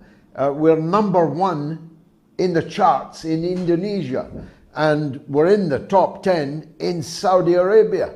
Imagine. All over the world, in 133 countries and territories around the world, we are in the charts. So please, if you're into podcasts, download ours. Let me get back to the callers. Hadi is in North Wales, in Carmarthen. And who wouldn't want to speak to someone from there? Go ahead, Hadi. Hello, George. How are you? I'm good. Well, nice to hear from you. Yeah. I'd like to add a certain point to the current situation, the contest between Boris Johnson and Rishi Sunak. Well, first of all, I think that the basis of the Conservative Party, if they had a say, they would never support Rishi Sunak, because simply for one reason, because he's not white. I think that everybody knows that, and I'll tell you something, George. As a non-white myself, I hope that he doesn't become the Prime Minister, because if he is to be the Prime Minister, I think this will strengthen the far right. It will push the basis of the Conservative Party towards, I think, parties like the Brexit and UKIP party and other parties. On the other hand, I think that in general, Britain needs, in the coming years, much more growth rates. And I think that all left-wing politicians just keep on, with all respect, keep on ignoring this fact, because Britain has been always surpassed in the last decade by several countries. I think that left politicians need to concentrate much more on growth. Yeah. Thank you very much. Well, you couldn't get more pro-growth than me, so much so that I'm routinely denounced by all kinds of quacks and greeners as being, advocating coal mines and smoking chimney stacks and all the things I secretly love. Some people have guilty pleasures. I have guilty dreams about a Britain of belching smoked stacks and factories with tens of thousands of people in them making things, sparks flying, hammers beating, things appearing from nothing apparently, ships of steel, motor cars, motorbikes, railway workshops. These are the kind of guilty dreams I have. So you don't need to lecture me, Hadi, about growth. If left-wing means you're anti-growth, then I ain't left-wing. I no longer describe myself as left-wing. In any case, I'm a socialist. That's all you need to describe me as. It's a sad comment that you make at the beginning. I have to tell you, with all deference to the fact that I'm white and you're not, I don't think it's true. I, first of all, don't think that the Brexit Party or even UKIP are far right. There are far right people in Britain, of course, but fewer than there are in any other European country. Not a single far right public official is in elected office in any part of the United Kingdom, from Land's End to John O'Groats. No other country in Europe could say that. And I don't believe that for the public in Britain, Rishi Sunak would be unacceptable because of his colour. I genuinely don't. Members of the Conservative Party is a different matter. There's only 200,000 of them. They either are gin and jag golf club bores or aspire to be. And such people have prejudice, racial prejudice and many other prejudices. I'm not sure how many Roman Catholics and Jews are in the golf clubs of some of them. Do you get my drift, Haddy? Ian is in Hounslow. Let's hear from him. Go ahead, Ian. Good evening, George. Now, I just wanted to ask you a question. Keir Starmer is hosting a phone-in tomorrow on LBC at 9 o'clock. And if you were to phone him as George from Dundee, what question would you ask him? I honestly wouldn't. Ennui would preclude it. I find him, I'm the one who first described him as so wooden the birds are nesting in him, and I haven't had a reason to change my opinion on that. I'm entirely uninterested in anything he has to say. I despise him even more than I despise the Conservative Party. If he were to become Prime Minister, as he well might now, he will do nothing good for the working people of this country, and he will further discredit an already hollowed out and discredited Labour political brand. So my political brand will prosper if Keir Starmer is elected Britain's Prime Minister. But I still don't want him to be, because it would be bad for Britain, bad for the British people. Thanks, Ian, for that. Andrew in the Colombian jungle is now on the line. Andrew, this is catching on. We had the Brazilian jungle, now we're in Colombia. Go ahead. Yeah, I know. I'm actually from the UK, but I came to the Global South like 30 years ago. And I do live literally in the jungle. Wonderful, mate. Wonderful. If you don't mind, I'd like to... So not Joseph Borrell's metaphorical jungle. You actually literally are in the jungle. It's true, yeah. I'm between the Caribbean Sea and the Darien Gap, so literally in the jungle. I'm really nervous about talking, but I'll try and work this out. So I think the world is a complex web of interconnections, and I'm probably preaching to the convert. But I think there are a lot of addicts in the world. Those that love money become capitalists. Those that love power become politicians and get bought off by the capitalists. And a lot of people are addicted to comfort. And they get bought off by the politicians with cheap, basically shoddy goods and shoddy promises. And I think that it's either a massive miscalculation on the part of the political class about Ukraine. But what really worries me is that this talk about defeat for Ukraine is a defeat for NATO, as long as it takes.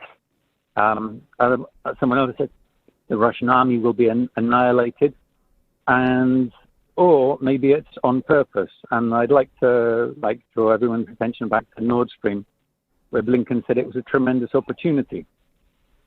I think it's pretty obvious from, I think most people know already that the USA used to be a colony of the UK. But it seems like that Europe is going to be set to be a colony of the USA.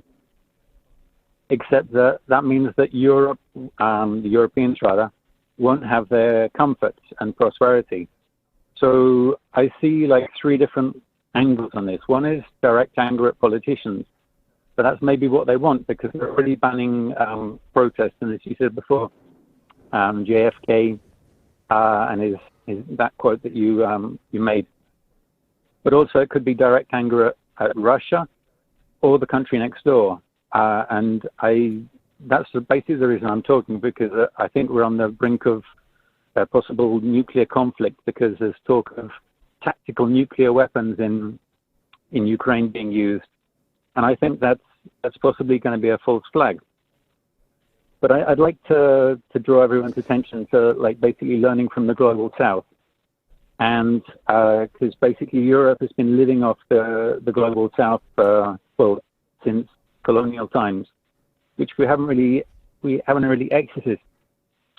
And I think the time for the free lunch is over. That we need to kind of learn and not abuse and steal from the global south. I mean, I am in the global south, but I think that we need to kind of look for a peaceful transition to, as they say, a multipolar world, and that obviously going to mean that people's living standards in Europe decline. Well, I'll tell you what, Andrew, for someone that was nervous about talking, that was one hell of a telephone call and a pretty good line in the Colombian jungle, I'd have to concede. And I agreed with every single word that you said, and so given the hour, shan't repeat it, but express the hope that you stay in regular touch with us, because the wisdom displayed in your call was really of a very high standard and shows the reach of this open university of the airways of which I speak. You're absolutely correct to be extremely anxious about the danger of world war. There is a massive underestimation of the sheer peril of the international situation that we are now in. I'll discuss more of that on Wednesday evening in the midweek MOATS, which, remember, starts at 9 p.m. UK time. Last call, it'll have to be a quick one. Drew in Winchester. We haven't been to Winchester for some time. Drew, welcome. Go ahead. Hello, George. Greetings from the LPYS. I've been watching you for a good couple of years now. I've just come back from China, and it's interesting. We've been watching the British people, that is, have been in China watching Boris Johnson handle COVID and the economy with horror. We've been watching our parents and friends die, and all of a sudden I come back to England and I find out he's a hero, and that he's made really good decisions and helped everybody out. And then all of a sudden they discover that he was a liar after all. And we begin this grotesque game of musical chairs, trying to pick a new leader for a new captain of the Titanic, as it were. And despite all the debates that's going on, it doesn't really matter who's going to be the captain. We've hit the iceberg. We're going down. And whoever's at the helm when we do go down, doesn't really matter whether it's Johnson or whether it's Sunak or whether it's Mordovan. The main thing is that they are not going to get back in power, hopefully for a generation. But the main problem is that Starmer probably will. And he's going to be looking after the first-class passengers. He's not going to be looking after the people who need looking after, the people who are drowning. He's going to be looking after the first-class passengers. He's going to be giving billions to the Ukraine army, etc. How do we begin to mobilize against that? Well, you were on a rolling wave there, Drew. Some watery metaphors, but buoyant at the end, because we must not go quietly into that good night. Otherwise, it would be a recipe for defeatism and for personal as well as national collapse, and I'm not ready for that. And I don't believe the British people are ready for it either. As it happens, I don't believe the human condition is ready for that. I believe that we will and must fight for our national salvation. I believe that to do otherwise, to surrender, one might as well walk into the water that you were talking about. And I don't believe that we'll do that. It does matter who's in control, who's at the helm. It does matter. If you've just come back from China, you have seen the value of who is in control. China has lifted more people out of poverty than any system, any regime ever in the entire history of humanity. 800 million Chinese have been lifted out of poverty over the last 40 years. And here's something that not many people know. The average income in China, the income of the average person in China is now higher than the average income of the average person in the European Union. You know, when I was a kid, your mother would say, eat up your dinner. There's people starving in China. Perhaps they'll be saying that in China about us. It's been marvelous for me. I hope it is for you, and if it is, well, there's some breaking news on the screen from a Mr. Harry Cole of the Sun newspaper, which says, Boris out. I'm not so sure. I certainly won't take as gospel that which appears from Mr. Harry Cole in the Sun, but if it is true, then welcome, Mr. Rishi Sunak, Prime Minister. You just made much of my last 2 hours of my life entirely wasted. Thanks very much for being here, notwithstanding this rather late shock, which my wife forced me to read out. I'll see you on Wednesday at 9 p.m. for the mother of all talk shows.